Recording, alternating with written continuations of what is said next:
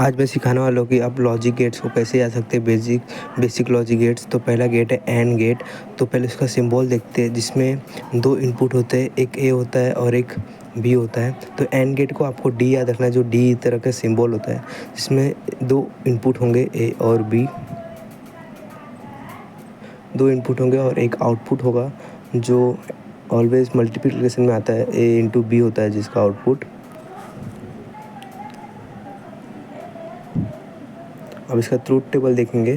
Truth table में जैसे आपको एक एग्जांपल देता हूँ, जैसे हमें कोई कोड करना होता है तो हमें एंड यूज़ करना है। तो एंड मतलब क्या होता है, जब दो कंडीशन ट्रू होंगे तभी आंसर ट्रू होगा, या फिर एक कंडीशन फॉल्स होता है तो आंसर फॉल्स आता है। तो इसी तरह ट्रूथ टेबल भी है, अगर दोनों फॉल्स होंगे तो आंसर फॉल्स आएगा, अगर एक फॉल्स होगा तो भी आंसर फॉल्स आएगा, जब दोनों ट्रू होंगे तभी आंसर ट्रू आते हैं। तो देखो 0 0 फॉल्स होता है तो फॉल्स आएगा, 0 1 भी फॉल्स होता है फॉल्स आएगा, 0 आएगा, 1 0 फॉल्स होता है तो 0 आएगा, 1 1 ट्रू हो रहा है तो ट्रू आएगा।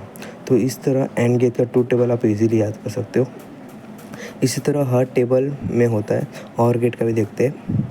और गेट में जब ओ होता है वो हाफ कट रहता है, जिस तरह आप इसको याद रख सकते हो कि हाफ कट रहता है।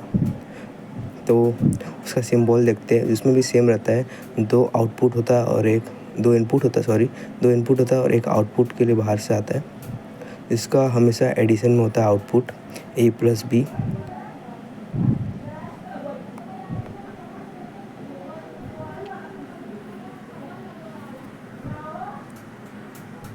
इसमें भी सेम प्रोसेस होता है।